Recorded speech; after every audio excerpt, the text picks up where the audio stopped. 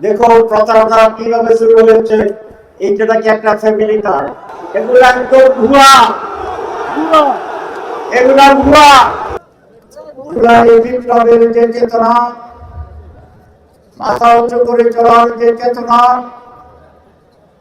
স্বাধীন বাংলাদেশের নতুন বাংলাদেশের যে চেতনা, সেইটি টিকে থাকবে নাকি আবার আমরা পিছনে দিকে চলে যাব?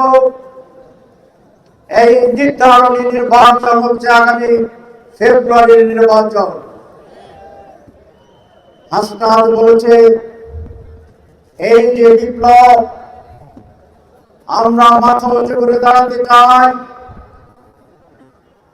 একটি দল নতুন করে আবার দেশ শাসনের জন্য বাংলাদেশকে বিক্রি করে দিতে চায়। এদেশের মানুষ 4 কোটি যুবক এটা হতে দেবে না ইনশাআল্লাহ। আপনারা জানেন আমরা একটি বৃহত্তর 11 দলীয় জোটের মাধ্যমে নির্বাচন করছি। এই 11 দলে সমস্ত ইসলামী দলগুলো আছে। 71-এর বীর মুক্তিযোদ্ধা অলি আহমেদ বীর বিক্রম, তিনি আমাদের জোটে আছেন।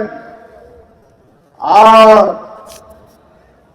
জুলাই বিপ্লবের অগ্রসেনানী যারা ছিল, যুবকেরাও আমাদের এই জোটের সাথে আছে।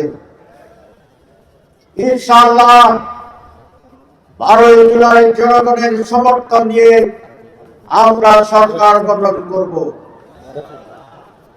আমাদের সরকার হবে দুর্নীতির বিরুদ্ধে জিরো টলারেন্স। কোন দুর্নীতিবাদ এই দেশের শাসন ক্ষমতায় থাকবে না। এদেশের মানুষ চাঁদাবাজদেরকে আর ভোট দেবে না, দখলদারদেরকে আর ভোট দেবে না। গত 2 বছরে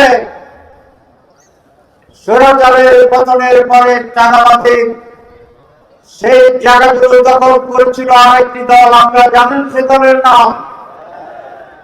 আমাকে অনেক বড় ব্যবসায়ী বলছে যে আগে যদি 10 টাকা চাঁদা দিতে হতো, এখন নাকি 20 টাকা দিতে হয়।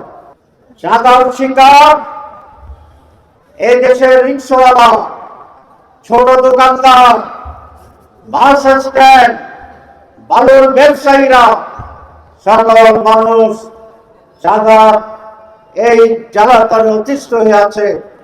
আমরা এবার এক দেশ গড়ব যেই দেশে চাঁদাবাজি থাকবে না, মানুষের অধিকার থাকবে, উচ্চ শিক্ষা থাকবে, সম্মান শ্রদ্ধা থাকবে এবং বাংলাদেশ স্বাধীন মাথা উঁচু করে দাঁড়াবে ইনশাআল্লাহ।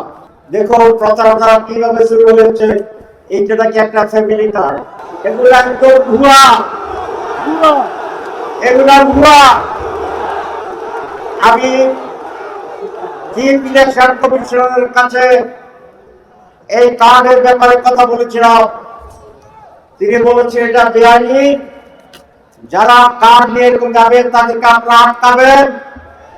এখানে ওসি সাহেব আছে, আমি ওসি সাহেবকে বলবো এগুলা আমাদের নির্বাচনী বিধি আচরণ ভঙ্গ।